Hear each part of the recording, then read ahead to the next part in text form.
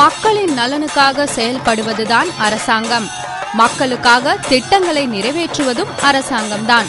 ஆனால் மக்கள் சுபிட்சமாக வாழ வேண்டும், செழிப்புடன் வாழ வேண்டும் என்பதற்காக அரசு ஊழியர்கள், அதுவும் போலீஸ் துறையினர் உள்ளிட்ட அரசு ஊழியர்கள் அரசு அலுவலகங்களில் இருந்து காவடி எடுத்து செல்கின்றனர் என்றால் அது ஒரு வித்தியாசமான விஷயம்தான்.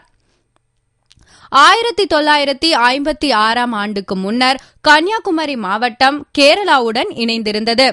அதற்கும் முன்னர் இம்மாவட்டம் திருவிதாங்கூர் ராஜ்யத்தின் கீழ் இருந்தது. திருவிதாங்கூர் ராஜ்யத்தின் தலைநகராக இன்றைய தக்கலை அன்று கல்குளம் என்ற பெயரில் விளங்கி வந்தது. அந்த காலத்தில் மன்னரின் உத்தரவுப்படி பொதுப்பணித்துறையினரும் போலீஸ் துறையினரும் முருகப்பெருமான் வீற்றிருக்கும் குமார கோவிலுக்கு காவடி எடுத்து வந்தனர்.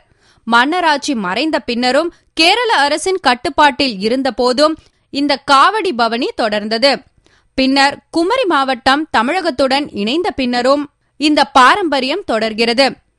கார்த்திகை கடைசி வெள்ளிக்கிழமை தினத்தில் தக்கலை பொதுப்பணித்துறை அலுவலகத்தில் இருந்து 3 காவடிகளும், தக்கலை போலீஸ் ஸ்டேஷனில் இருந்து 2 காவடிகளும் குமார கோவிலுக்கு புறப்பட்டு சென்றன.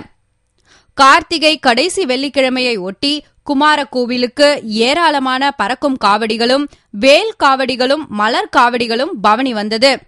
மக்கள் நலனுக்காக போலீசாரும் பொதுப்பணித்துறையினரும் காவடி எடுத்து சென்றபோது அதில் ஏராளமான பக்தர்கள் கலந்து கொண்டனர்.